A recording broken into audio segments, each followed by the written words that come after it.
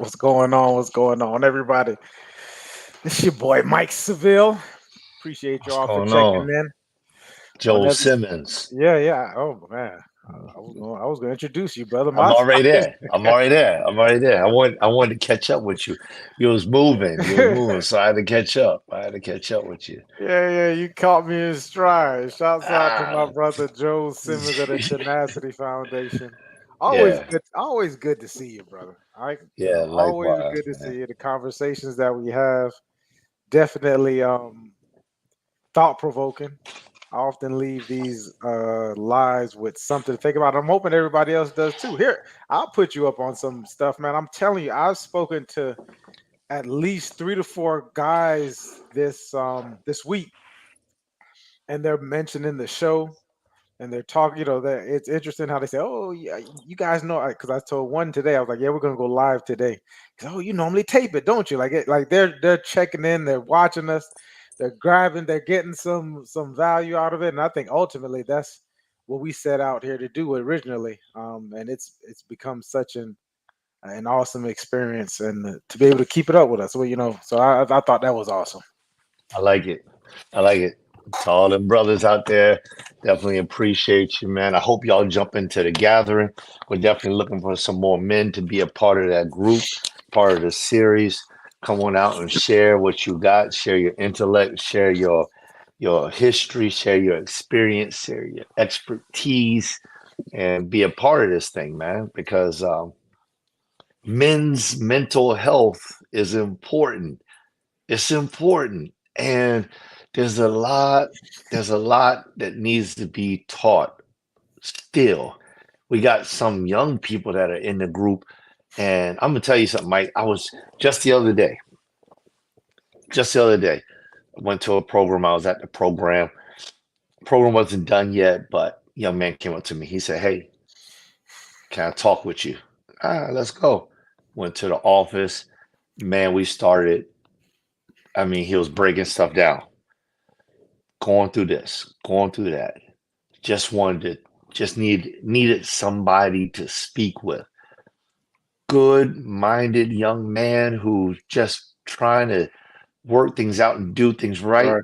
Right, Isn't carrying a lot of friends because he doesn't want to be tainted with the world and things like that. Got like two, three friends, but now he's like he's in a place where he needs to bounce things off his head.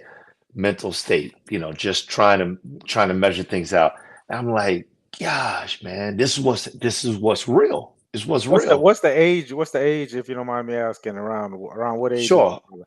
Older 20s, un, 30s? under 18, Oh wow, okay. under 18, under Yeah, 18, and thinking like a man, right. thinking like a man. Very respectful, responsible young man. So I was like, hey, let's go. Let's sit down. Let's talk. Let's get real with this thing. But it just goes to show you like what you're doing, what we're doing, this thing that's going on. It's a movement. And Right, there may not seem like there's a lot of room for right, this right here in the whole TikTok and Instagram and Facebook world. But the truth of the matter is that there is a handful out of every 10 or 20 that are, or maybe more, 25, but they are looking for this right here. yeah. And man, so what I'm saying to all of those fellas that was out there talking with you, as well as the fellows that I'm speaking with, it's like invite more, because if we get Right. one out of That's it. every five, or one out of every 10, or one out of every 20, then we're growing and we're going to be able to spread this information and make those connections for more people to be able to set their mind right and get to that next level. And that's it. And That's and it. I- and I tell you, it doesn't need a lot. No, I no. said it doesn't need a lot. I said one strong man in the midst of 100 is more than enough. Like it just takes one. So and one begets another and begets another. I'm not here to speak to everybody. I know I had a conversation with my cousin this morning. I'm not here to speak to everybody. Everybody's not gonna get it. It's not even for them to get. You know, Yeah. the right people. We get the right people around, And if it's one, two, three, four, five, if I can get 12, I'd be happy. I was thinking about Jesus this morning. I was like, 12, you know what I mean? 12. Yeah, Yeah. 12 is more than enough, right? So, but we know there's way more than that, and that comes from just people kind of tipping in and tipping out, which I find kind of interesting because, man, I always I always bring up history and stats and the pathology of how we kind of got to where we are. Let me And grab this. yeah, no worries, brother. And so I want to say the last 70 years has been a huge shift for the world, right? Not just men, not just this country, but for the world. The last 70 years, we have progressed so rapidly, so fast, so many different thoughts, so many different ideologies, so much now, so much information. I mean, just in the last 10 to 15 years, things have progressed. What was it? 20 years ago, like Facebook wasn't even a thing. You know what Hmm. I mean? Facebook was a thing. MySpace was kind of getting there. We kind of were looking at MySpace like, I don't know. Right? Like, what is this about? Oh, Facebook. Oh, okay. I guess. And to now where it's like it's an entire way of life. You walk around, you don't just see children in their phone or young adolescents that are just stuck in their phone. We see full blown grown senior citizens and adults that are kind of glued to the phone, WhatsApp, whatever it is that they're taking a look at. So much has changed, and it's only right for us as men that we need to adapt. We need to build and accordingly. We still have the principles, which we'll go over one of the principles today in regards to accountability. I think that's what we kind of had on the show, and of course we're live. So anyone who has questions or thoughts, of course you can push those into the comments, and we'll get through them. But the way information is disseminated, how we have our conversations, the thoughts surrounding the conversations, the different ideals that are being penetrated. The young man said not to be because we're still in the world, but we're just not of the world, right? So it's important for us to kind of see what's going on. That way we can adapt to it and kind of work with our idea, not excuse me, work with our the way that we strategize and come together. It's important, and I'm gonna be honest about. No, I'm always honest, but I'm just gonna be blunt and say it that there's a huge war on. I don't know if it's men, if it's gender, but I definitely feel it on the men's side where it's just coming out against it. And so I'm here to say that we're here, and we're gonna roll with the punches. Yeah. Well, that's what we got to do, man. And it's all right. So let's talk about that. Rolling with the punches, right? Listen, we're not just rolling with punches, man. We taking hits. We're taking hits around here. Because here's the thing: somebody's got to stand up and say, "Listen, the buck stops here." Right? That's the name of it. The buck Right. stops here. So it's like we're taking hits. We're taking hits. We're taking our boy Beethoven. Years ago, he used to say this all the time. Beethoven would say this all the time. He Shouts said, out "I to took an Rachel. L for you." Shout out to Beethoven, man. I took the L for you. That's what he said. He should write a book on that. I took Mm, the L for you. I took the wow. loss. I took the loss for you. You don't have to lose like that because if you hear what I'm saying, if you come and speak with me, I'll guide you through this pathway. You could take a different L because listen, there's a whole lot of losses out Right. there. There's a whole lot of failures. There's something that we've never even tried before that somebody's going to have to try and fail and try and fail before they're able to actually succeed. So there's plenty of room if you want to be that guy, but you don't need to be that guy in this right here, in Right. accountability, in fatherhood, in manhood, in friendship, in devotion, in mindset. You don't have to be that guy. Right. No. You got Mike there, you got me here, you got a bunch of other guys that we surround ourselves with. You don't, just like that young man. He said, "Hey, can I talk to you for a moment?" Right. That's what he said. Listen, there's a young lady out there underneath the age of 18 who came to me and said, "Hey, I listened to the last show that you had. Can you do one on loving yourself?" Mm, It's going on, y'all. There's people right now that are looking for this. And these are the people we're looking for, man. So the buck stops here. We're taking the L's. We're taking the hits so that we can find the one out of whatever number it right. is. That's looking for the information. I used to, and you know what? I'm gonna tell you what. There comes a time when you kind of fit in regards to the title of the show. The buck stops here. I remember working at the city, and that was like my motto. But what I found was Mm, that man, that it's a lot of people willing to go ahead and let you take those hits, those L's. It's a lot of people who do not want to be responsible or don't want to be accountable for either their choices, actions, or to anything that's going on in the community. A lot of people just want to keep their head below so that it doesn't get chopped off and kind of be in the fray. And I always say, man, you know what? I'm listen. How do we solve this? And I think that's like part of being a man is like how do we get to solve this problem? How do we process this information that we're having? How do we get to the next step? That and oftentimes that's the complaint that you get from people is that I don't necessarily want to solve this problem, right? I just want to kind of talk through it. I just want to talk through it or talk about it or just be aware of it. And most mm, men are just like, well, we I'm trying to figure this out so that we don't have this same conversation the next day and the next day and the next day because it can be frustrating. We've reached a time within this awareness, which is cool. I love this, where we've become aware of so many things that we can kind of tweak. And we're at this point where it's just like it's a lot of talking through it. A lot of talking through it and mm. talking about it. And like you mentioned before, we've already went through these things. We've already, or at least a part of it. I'm like, once again, there's, Some of it we still going through. You know yeah, what I yeah, mean? There's absolutely, and I shouldn't even yeah, say going through. Some of it we still learning through. Hey, yeah, that's yeah. the real. We're learning through it. How we're and we're taking accountability for that. I Mm, think when we first started this conversation weeks ago, I don't even know how many weeks we've been talking on this conversation. about 10, about 10. It's 10.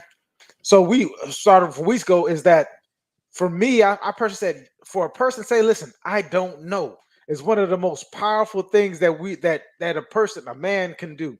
And say, I don't even know what the next step is. Guess what? Mm, Never been here before. Never mm, been here before. Don't know who has been here before to reach out. However, I'm willing to take this next step, and whatever happens, it's on me. mm, Like like that's where that separates everything. Like, listen, we're gonna go down this path, regardless of what happens down this path. We hoping for the best. We've done our due diligence. But whatever happens on this path, it's on me. I'm going to mm, take responsibility for this decision. I'm going to take responsibility for this choice. I'm going to be responsible for whatever goes on from here. And guess what? You could point the fingers at me, and I'm not going to point them back at you. You could point the fingers at me. I'm not going to take it back at you. And it starts there. We're in a situation now where I'm starting to see a lot of people be hesitant to take the next step because they don't want to take responsibility for it. They don't want to see what it is. I don't know if it's, and this is the craziest thing that ever came out of my mouth thinking on it. If you're scared of success, if you're scared of the failure, if you're scared of your full potential, if you are scared of what people are going to think about you when you do these different things, like I don't know what it is, but we've gotten to this point of hesitancy, and I've been saying it for a while as well. Like hesitancy is like one of to me is one of the biggest sins. It's like the separation. It's like no longer trusting, no longer having faith, no longer you just want to do things on the knowing. And I love the knowing part. I'm a big fan of knowledge and knowing. But what happens is with the knowing is that it caps your possibilities.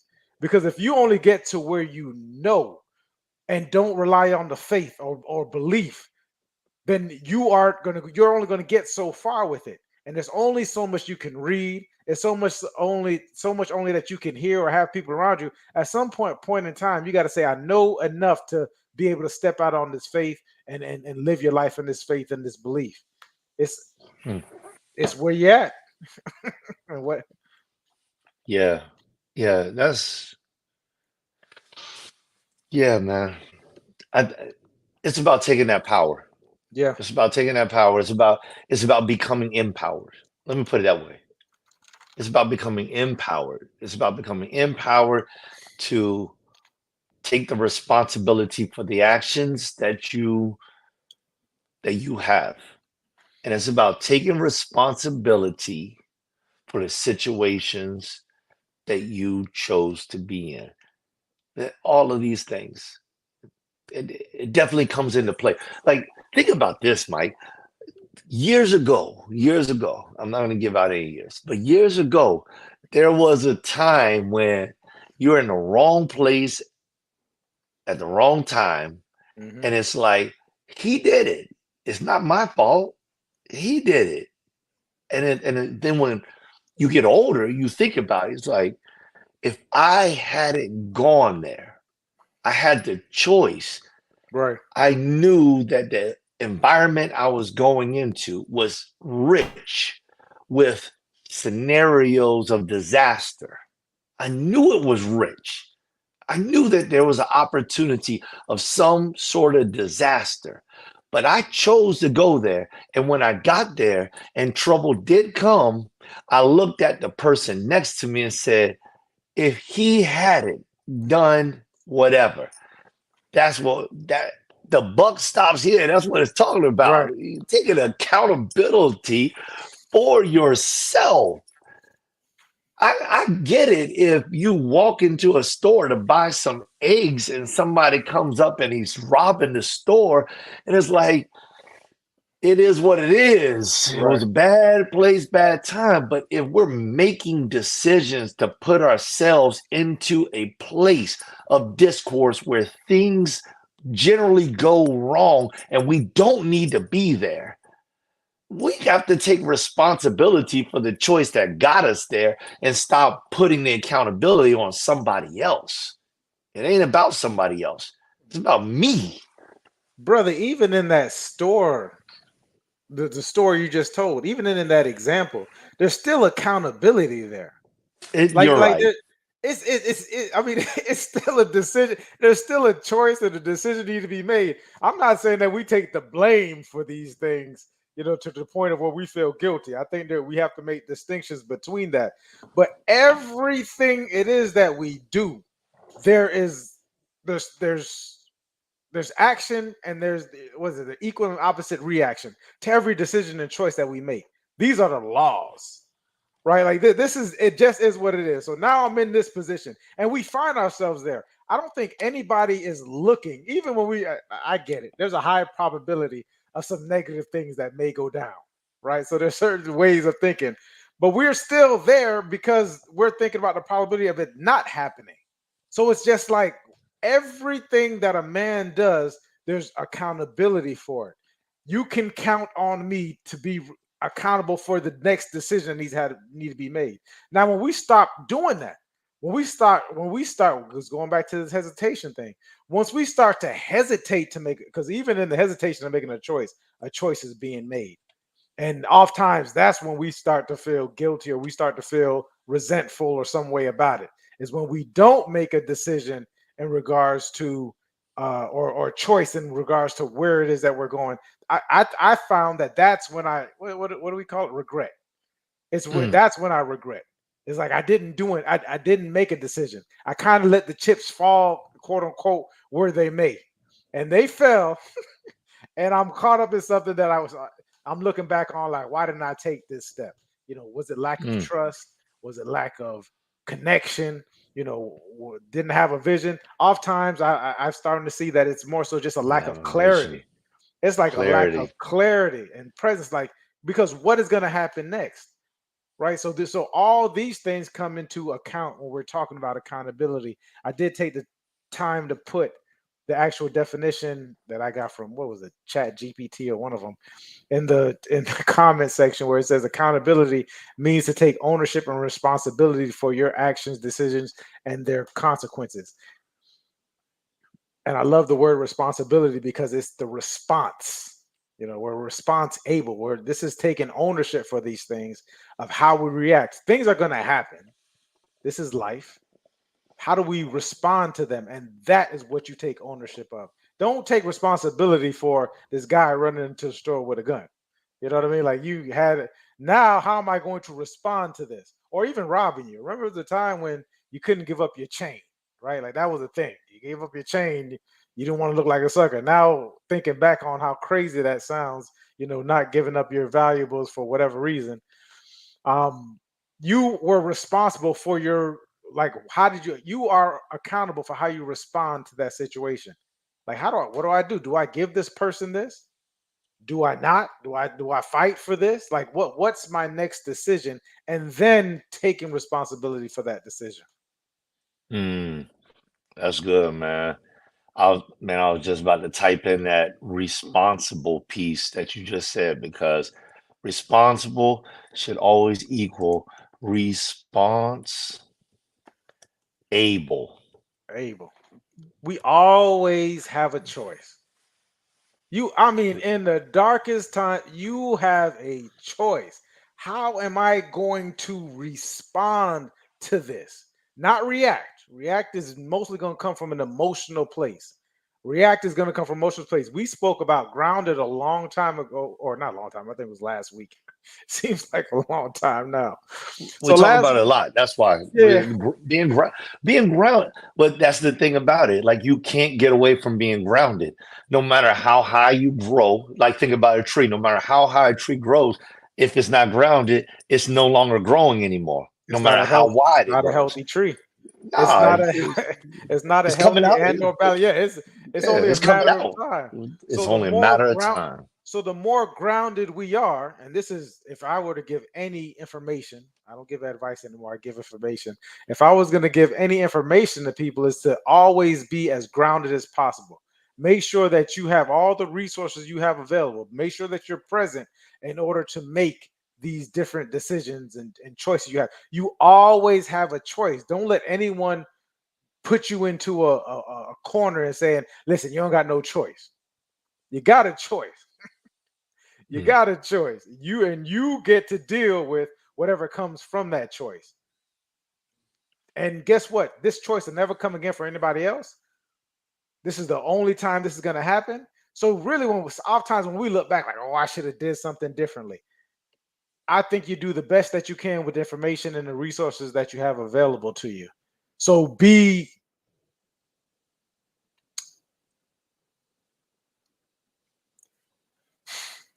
okay with that. Mm.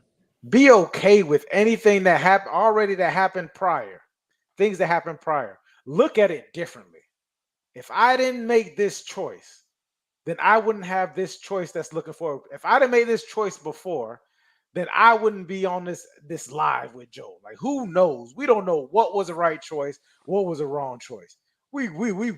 Now we gain more wisdom and more information. So we say, hey, if I had to do that again, I possibly would do it differently. But then I may not even have that information now. I could have made that left turn and got hit by the car. I made this right turn and instead I tripped and fell. I should have Mm. made a left turn. But you don't know what would have happened on that left turn. This right turn, everything that has happened so far happened because it was supposed to happen.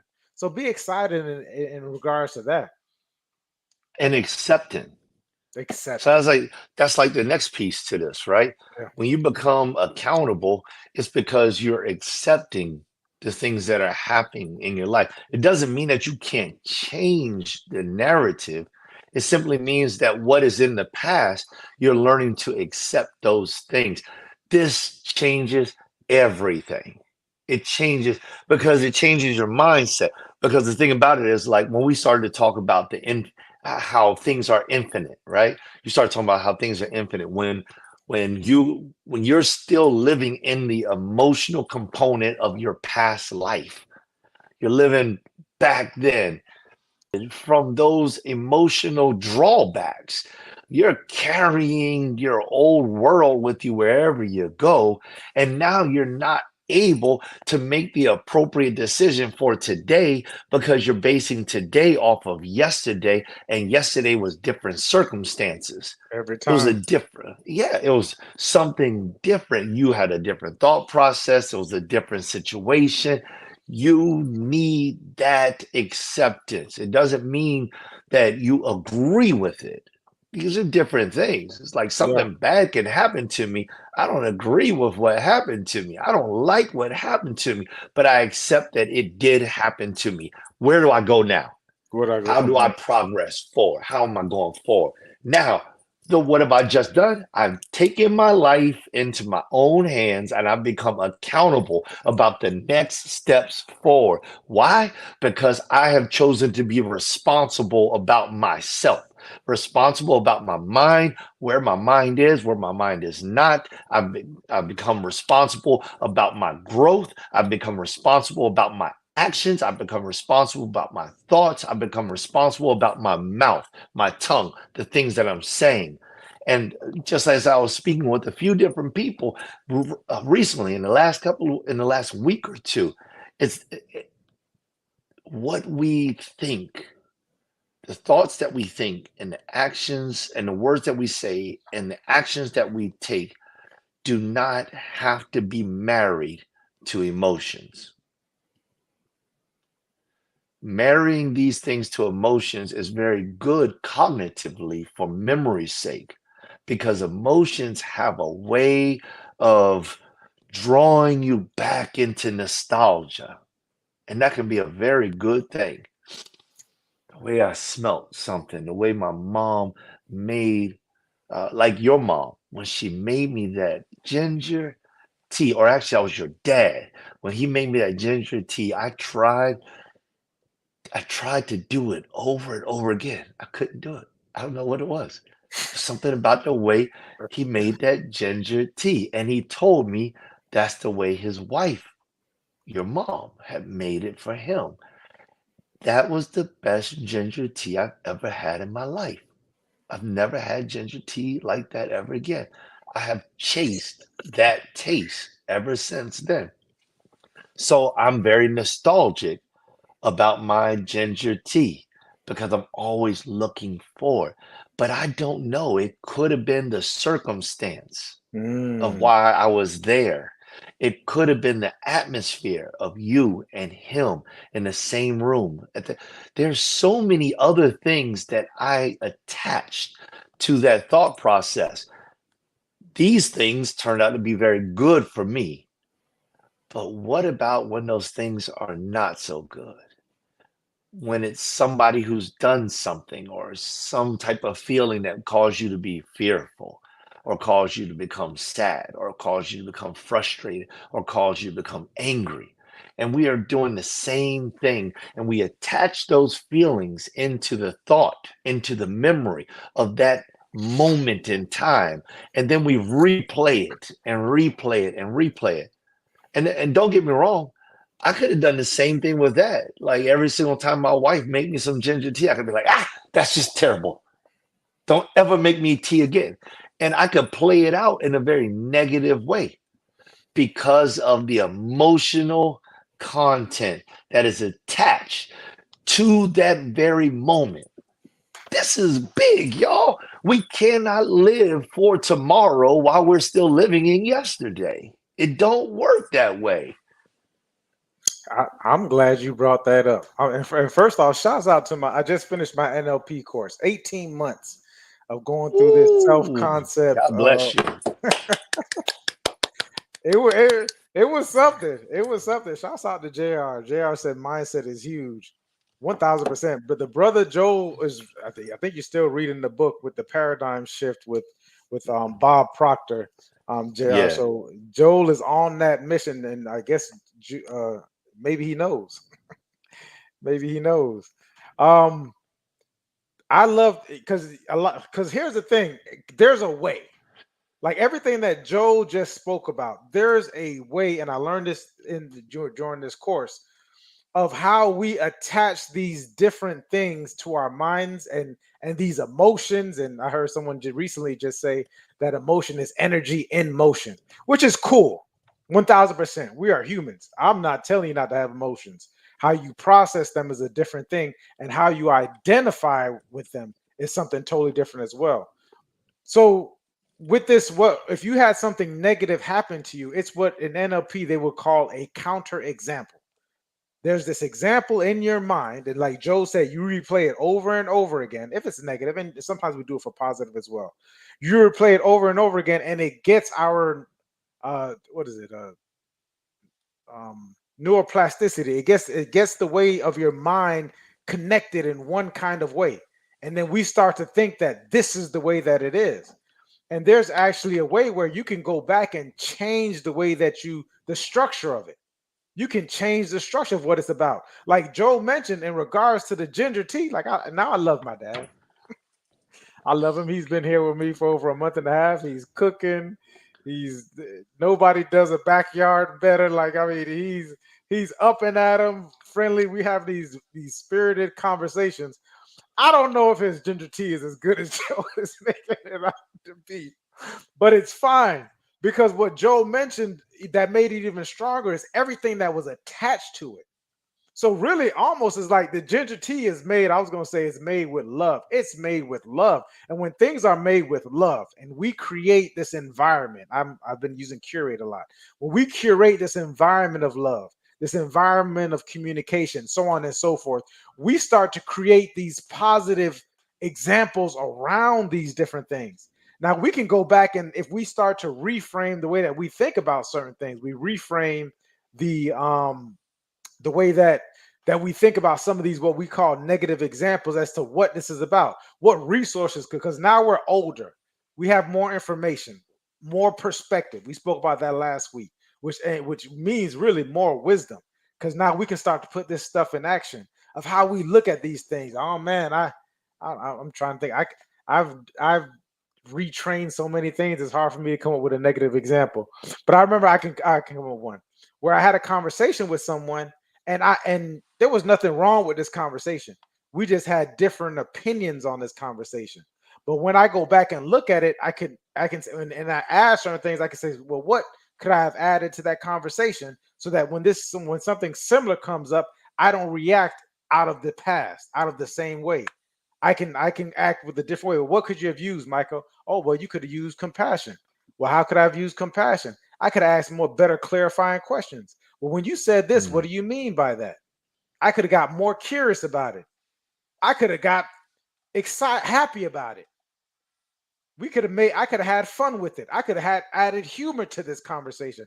I could have added mm, so many different things. But what I do is I put that and I attach it to the, oh, okay, well, this is how the conversation would have went if I had all the information that I had now. This mm, changes your whole perspective on that. So now when you're in the same situation, you're not reacting out of these built-in ways that we were acting as a child or adult, teenager. It could have been 2 weeks ago. But the next conversation that we have is going to be a totally different conversation because I'm coming with a totally different perspective. I'm grounded at this time. Okay, Mike, add in this same situation, add humor, laugh, smile this time. I remember the brother Joel, and I'm sure you all see it. Go back and look at our 2 years ago, like our first conversations. What's JR saying? Increase be better than you were yesterday. Stagnation is if you need to catch your breath because something bad happened. It's okay. Absolutely. I agree. And he said leaving no one behind. I don't know. I like more clarity on leaving no one behind, JR. Um, So that question that I put in the chat, what kind of mindset okay, do you bring to the table with your family? So this okay. is the I question missed the that was question. sent out there. Yeah, Yeah. yeah, I love it. You do and this is like doing your best. We must get back up and move. It's okay. Leave on my. I love it. You gotta keep. That's resiliency. That's what that sounds like to me. Hmm. That sounds like Hmm. resiliency. That part. But I want to go back to the thing, Joe. I'm maybe 2 or 3 years ago. We were coming out. We're having these conversations. I tend to be a somewhat serious person. I can be very serious.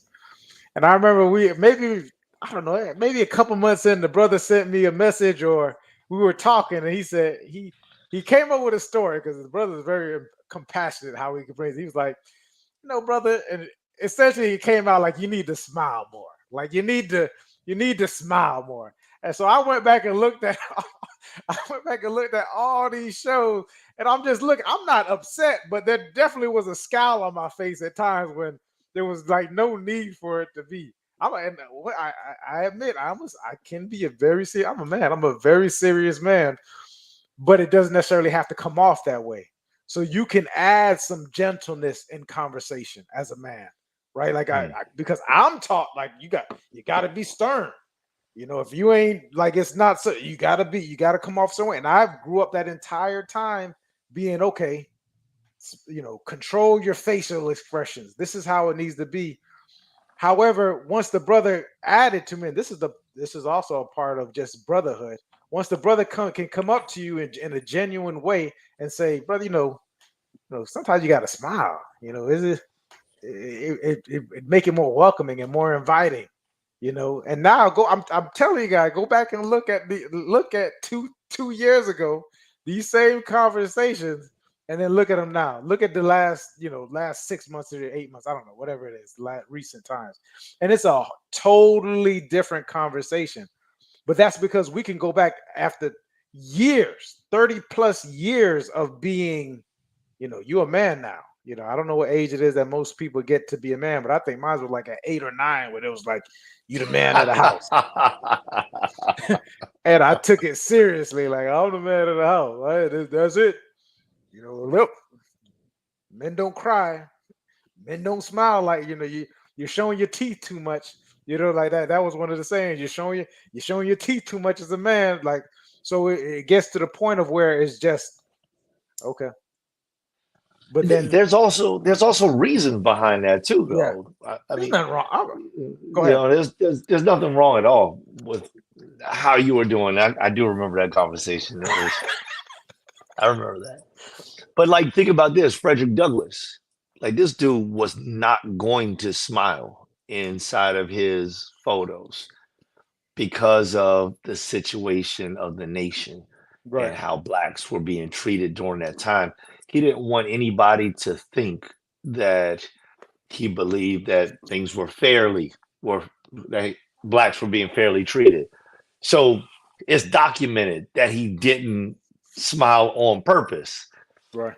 It's so there's reasons behind all that stuff, and like having a clarity of why we are doing what we are doing, and then once again going back to acceptance and then developing from there. Like, is that me? Is that who I desire to show up as? Because if it's who you want to show up as, show up as it. Do your thing.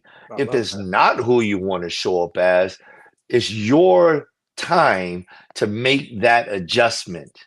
You have to do that. And if you don't know how to do that, you need to get with somebody who can help you to do that. But the Absolutely. first thing first is you got to be aware of it. You got to be aware of these things. Oh man, that's why we do Community Beacon. Like, that's why. It's because it's to raise the level of awareness in things that people are not possibly are not thinking of. Yep. Why? So that it can be a community change. Where? In a family. Where? In a relationship. So when you get down to the smallest piece of it, where? Inside of myself. I change myself. I change my relationships. I change my family. I change my community. I change my city. I change my world. Yep. This is a far-fetching thought, maybe, but if you, Mike, you just said it, and it's a scripture reference too, by the way. That even the scriptures teach us that one will chase 100, and 100 will chase 1,000. What that what you mentioned is huge. This thing, if you can take accountability just for yourself in your household first of your mind, like I'm taking accountability, I'm taking responsibility for these thoughts and what comes out. Well, how I present it. I'm getting these skills better. I'm steadily changing. Working on this paradigm, getting in alignment with myself. Then you start to see this happening within your family, your kids, your significant other, your man, me and my father. It's amazing. It's amazing. It gets to the point to where now things that probably used to bother me is just like he's like, I know you're trying to get under my skin. You know what I mean? Like it's like, but it becomes a different kind of conversation. Like we just had a conversation a couple hours ago. That's an entirely different conversation because the frustration stops. All this stops because I'm in alignment with myself, in alignment with my mind. I'm taking the time to develop these different skills, to get curious and ask questions. No one has to be dominating anything. You can be assertive. Boundaries are great, right? You be assertive, get your boundaries. I'm not telling you to be submissive and just take anything, but you're being assertive to where these are the boundaries. We'll have these conversations. Sometimes I may have to leave these conversations and kind of think about what these conversations are saying, but the just the back and forth, and that's where this is where iron starts to sharpen iron. You start to Mm. learn so much more because you're getting a entirely different, here's that word again, perspective. So I'm getting a perspective from my father that I never knew. I never knew we would have had conversations like the conversations it is that we have. And so now you got that. Now he's going out to his brothers and he's having these conversations. You can have these same conversations with your neighbors and from a loving and connected place, right? Like it's from a place of not I'm trying to change you. I'm changed. I'm experiencing a lot of peace, right? And love and joy. You don't have to have it. I'm sure you would enjoy it as well. But that alignment of that peace that you spoke about, like now we know all the rules, right? We know that sometimes you're not supposed to smile or cry excessively or whatever, whatever the rules is that quote unquote is made for a man. But once you become in alignment and understand and know yourself, now you get to break all the rules because the rules don't really apply because it's in your being anyways. So it's like, okay, it's not even, now we're not even asking ourselves whether it's appropriate or not. It just is. The brother speaks Bible verses. He's not asking us if it's appropriate for him to speak Bible verses or for him to think of a scripture and him to say, oh, yeah, I know where that scripture is, whatever. It's not even like he has to make it known. It's just, oh, that's where it is, right? There's no, you know, rules to when and when protocol, so to speak, that it has to happen this way. It's 1000%. That you used to say that all the time. 1000%. Still, I used still, to be like, still how you can have 1000%? You can't have no 1000%. How's someone gonna bring 1000%? much Gosh, man, they love, gotta work much 10, love. 10 times harder than everybody else. Oh my savior. If I'm doing 1,000. 100%, I gotta go 10 times greater than that in order to catch up with Mike. Man, whoa. Good thing I'm just gonna be me. Yeah. Cause I'm gonna get tired chasing after Mike. It's no need. It's no need. All we do is build off each other, brother. We Yeah, know yeah, that. yeah. It's just a constant build, a give and take. This is what happened when men get together as well.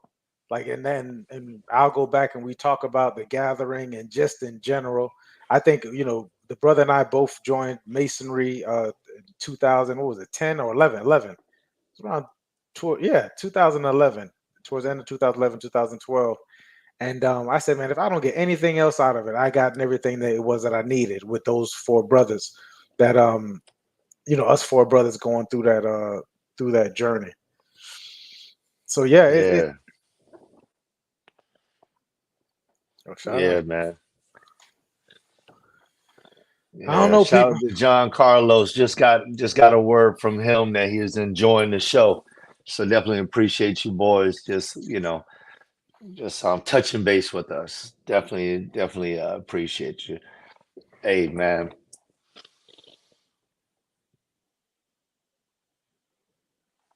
we don't have to chase behind each other. Mm-mm.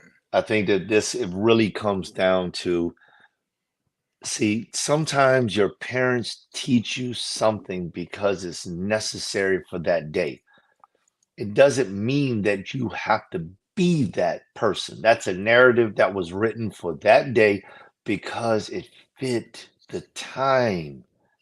By the time we get old enough to understand that we are adults and that the buck stops with us, it's a whole new generation of people that we're dealing with. Right. I mean, especially and I would say especially in these days, because a lot of people, a lot of young people are not ready for life until they're in their mid 20s. Mid 20s. That's 20 years. That's a new generation. Every generation, 20 years is a generation. So you have a whole new style of living that is coming about right now by the time most young people in this day and age, we go back hundreds of years and they may have been ready by the age of 15. You know, it was a lot different. There wasn't a whole lot of things that were dragging down on our minds, right? The TV, you go back a few hundred years, there wasn't any TV, there wasn't any radio, there wasn't all this stuff that was just dragging the mind down, that was just downloading into the mind and keeping you separate from learning how to just navigate life. It was like go to work, take care of your family. You know, that was the Right. nutshell, or survive, whatever. But now we have entertainment, which is the largest industry that there is. And entertainment has nothing to do with really getting you better. It doesn't make you, entertainment doesn't make you better. That's I something. mean, if we're entertained by personal development, then I'm going to put that in a category as personal development. So I just want people to understand that when I'm categorizing that, when I look at something on the TV, but I'm looking at it for personal development, I'm not calling that entertainment. Even though I may be entertained by it because I love personal development. Right. That's just my mindset. I had to create that type of mindset. I came from a place where I didn't like going to school. I didn't want to be in school. I didn't want to learn anything. I just wanted to chill. I just wanted to hang. That was it. But then I got to a point where I wanted to learn something. I wanted to become better. And so now I switch gears. Now I gotta, man, let me go ahead and watch this with Mike over here. Let me go ahead and watch this with Myron Golden. Let me go ahead and watch this over here. Let me go ahead and watch this. Let me go ahead. Let me check out Future. I love the way this man talks. Let me check this stuff out. So now I'm gaining it. Same thing with like Bob Proctor. Let me just check that out. So the narrative, getting back, I know I went on a tangent. The narrative, those narratives may be necessary. So I would just say, brothers, don't throw every narrative away. You may need that narrative one day. You may walk into an environment where that old narrative is still playing its course, where the environment is rich with that type of writing, that type of history. And what you have, if it only works for that one single day, that one moment, it was beneficial. Now, granted, you do what you want. So I'll give you an example. I'll give you an example.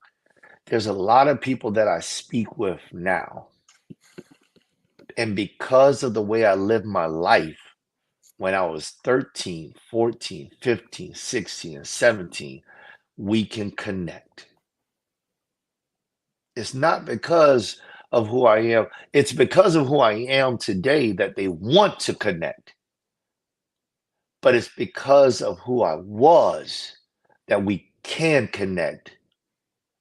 So there's something about that. So what I've done is I've taken my old narrative, I subtracted the emotional content from that narrative, and now it has become a tool. It's information. My old life is information. It's no longer the reason why I cry. It's not the reason why I smile. It's information. And now I use this information today to better myself and to offer to other people that they may gain value out of the things that I've experienced. And if they gain value and I witness it, I will feel happy about it. If I don't witness it, I keep on moving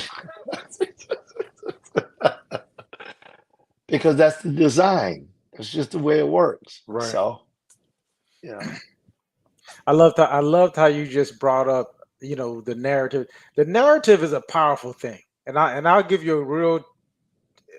I want to call it sales, but it's more so of, um, uh, and it's not convincing. It's kind of just influencing. You can use because most people, like, they're fully involved in the narrative. Like 90 to 95% of the people, I love my numbers. 90 to 95% of the people, and we can use the 80-20 rule. Let's just go there. There you go. 80 80 20. 20. 80-20. It give you Pareto's principle. 80% of the people are fully moved by narratives. Like it's almost like seeking validation from other, like it has to be this way. And anything outside of the narrative is not welcome. It's hard to get through to most people. So there's it's almost like sometimes you have to give people new information, just a little bit of new information, 90 95% information, new narrative, 5% new information. Like, you kind of have to walk them through, because if you just switch it, if you make it immediate, and this is part of normalizing, you're going to get this within advertisement as well. They start to normalize things. We spoke about this a couple weeks ago about a movie, about the door just opening shut, opening and closing, giving you new information until, before you know it, by the time the next movie comes out, this was what we talking about. It was Buzz Lightyear. So by the time Oh, yeah, yes. by the time the next movie comes out, you're fully accepting of this information. It doesn't start with just a full blown out, here I am. So and this happens, that happened to be a negative situation in my mind, but this happens for positive information as well. You got people whose parents rented. I'm in real estate, so I'll go with that. Their great parents rented. Their great parents, great grandparents rented. Their grandparents rented. Their parents rented. Now here they are. Right now, this is like three to five generations in of renters, and something is sparking in their mind. Maybe they see me. Maybe they see some information about buying a house, but they will argue me down, telling me as to why a house is not, is not a great investment. I'd rather just Mm, have this. I'd rather just have this rent. I don't got to pay. I don't got to pay for repairs. I don't have, and all these things could be true. But when we actually look at the numbers, we find out that the net worth of a homeowner at the time, this is in 2020, and it's probably double that, almost double that now, to where it was $300,000 was the net worth of a homeowner, or 275,000 was the net worth of a homeowner. $5,000 was the net worth of a renter. Those are just the facts. But someone who hasn't, who's always been a renter, well, it's hard for them to understand unless someone just kind of drags them in, right? They marry somebody who owns homes or whatever. So what I would have to do on my side from sales is, I'm not trying to force them the next day, because what that happens is that they, even if it was the best deal in the world, people would cut their nose to spite their face. So what you do is, over time, you just drop information, let them know that I'm here. This is what's going on here. Okay, this is if you just drop little bits of information to where they're looking to you for information, but you have to go with the narrative, their own narrative first, which is buying a home is not. Can you imagine how much time I'm going to spend trying to, quote unquote, convince somebody to buy a home in four generations of renters were in their family? It just doesn't happen that way. You will go broke doing it. I'm gonna tell you, as a mhm. salesperson, you'll go broke as in sales, any kind of sales, if you're attempting to convince somebody of whatever their own ideology is. It doesn't happen like that. You got to start think you got to think 6 months down the line, a year down the line, so on and so forth. So I loved how you brought this narrative thing. That's where the narrative can come in. Is that you know the narrative, I know the narrative, I have more information. Well, how do I find this information? Well, I need to go over there and show empathy. I need to go on and see their perspective. Oh, so that's why you think this way. Okay, so you got Mhm. this information. Okay, that makes total sense to me. Now I can understand where the process is coming from. This isn't an argument, because guess what? If I only had that information, I would be probably doing the exact same thing that you're doing. Okay, great. So whenever you're ready, I can show you some stuff. But in the meantime, here, check this out. look at this information. What do you think about this? What do you think about that? Now I'm just asking more questions, and the more questions I have, the more they starting to question their own ideology. I do it all the time. I'm gonna be honest with you. They start to question their own ideology, like, and they start to renew. Here's a verse. It starts to become a renewing of the mind. Hmm. It starts to become a renewing of the mind, and that's all we want.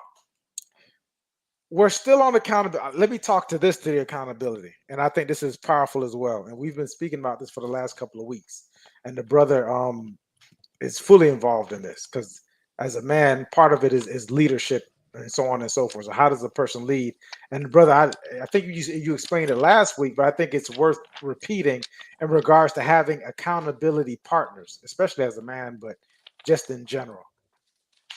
Hmm. I say, what exactly are you asking me to talk about? Are you asking me to talk about what my daughter and I are doing? Absolutely, because I think it's inspiring. Okay. All right. Well, let me finish putting this scripture in there. It's Romans 12 and 2. You all can read that because that's what Mike was just talking about right there. Romans 12 and 2. It- So anyway, um, accountability part. I love accountability partners. Mike is my accountability partner. I'm gonna tell you something. I was like, man, I'm not even ready to go on this show today. I'm not even feeling it. But I'm not going to lay down and just let it just, kind of be like the lazy dog. So I'm gonna say, hey, Mike, listen, let's just do it at 6:30. He's like, all right, perfect. There's absolutely no room for me not to be there now because he just gave me everything I needed. A great accountability partner had no idea that I was tired or any of the things that was going on. Had no idea. It's just he's like, all right, let's do it. That's the time we're doing it. Now we're doing it at this time. That's what we're going to do. So it's a great accountability right there because he's just giving me exactly what I need. And here's the thing: I don't want to disappoint Mike. Now it's not about not me wanting to prove something to Mike.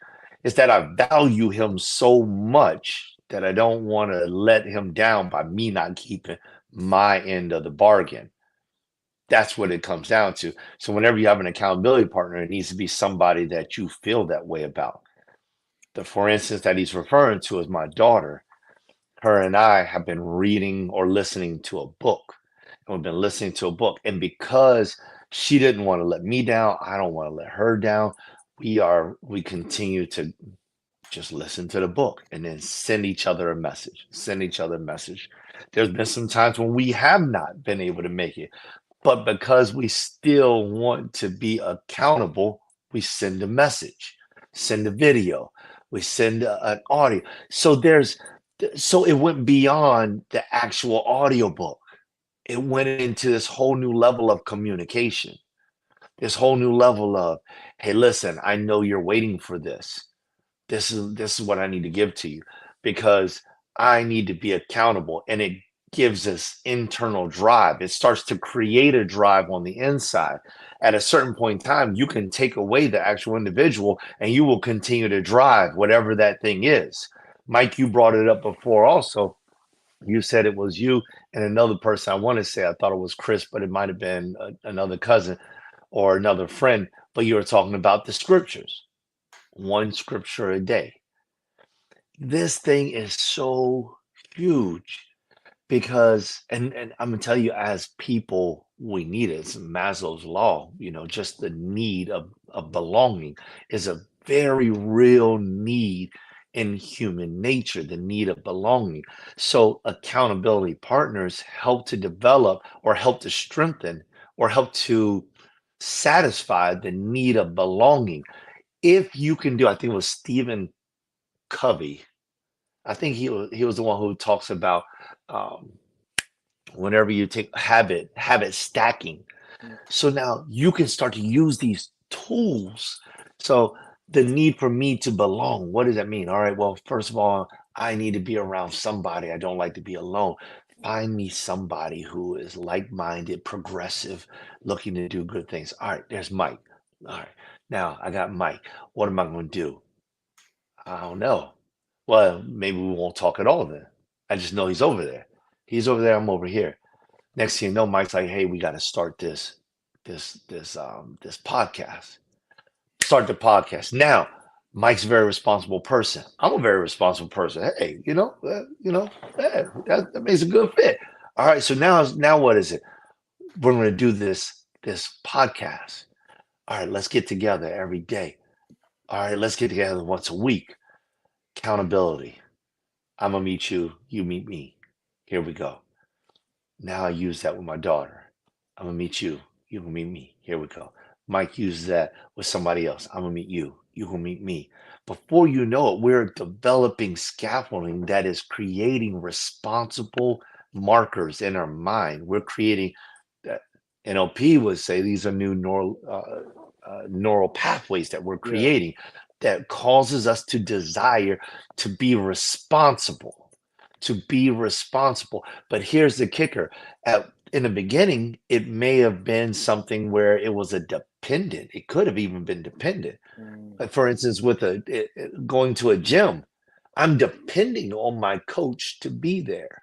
But after a while, I don't want to let my coach down. And after a while, I don't want to let myself down. Look at the way my muscles are looking. Look at the way I feel. And after a while, I've learned some lessons. After a while, maybe I don't need the coach. I'm coming out here and I'm banging out a few extra. I'll meet you on Monday and I'll be here on Tuesday, Wednesday, Thursday, and Friday.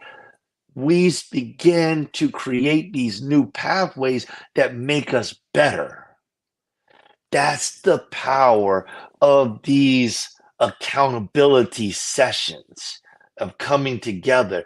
There are so many other fruit that come from the tree of having an accountability partner that it's hard to name them all because they are subconscious. You don't even see them, don't even recognize that they're yep. happening. Yep. I love it. And all of this starts with just a little bit of intentionality. A little bit of intention. Once we start to get, and that might be, maybe that's the next show. Maybe we can start talking about intention and Mm, consistency and accountability. Those three things, when you start to put those three things together and being intention and being having intention, being responsible, being accountable, when you start to put those three things together and you align all, you get all your values together. I'm gonna leave it at this because I think it's important. mm. How much I was gonna say time, but we know about how I feel about time. How much focus and effort? This is the conversation I had with my father today. How much focus and effort are we putting together to develop our values as a family? Like, Woo. how much time are we spending? Can you go to your brother's house right now and can you all succinctly and with clarity and understanding, can you all say like what are the values of this family? That we the principles that we abide by and that we live by with no skewing because we've as a group of people, we've come so far without a certain type of structure. Like we far out there. We're questioning everything,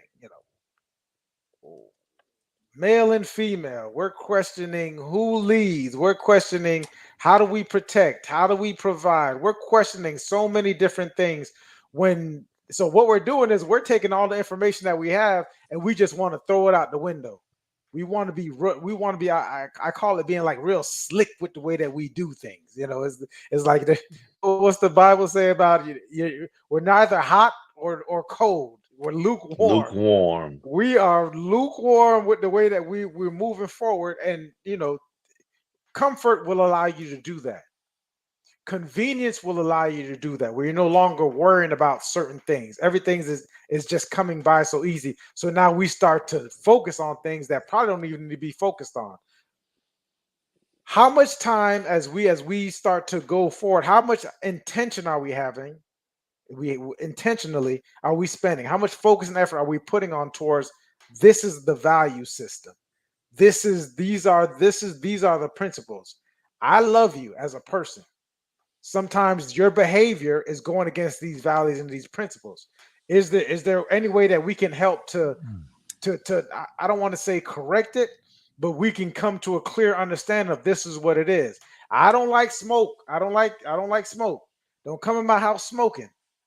Right? That to me that's going against the principles. There's something else I want to say about it, but I'm gonna leave it as smoking because I don't think people will be triggered by it.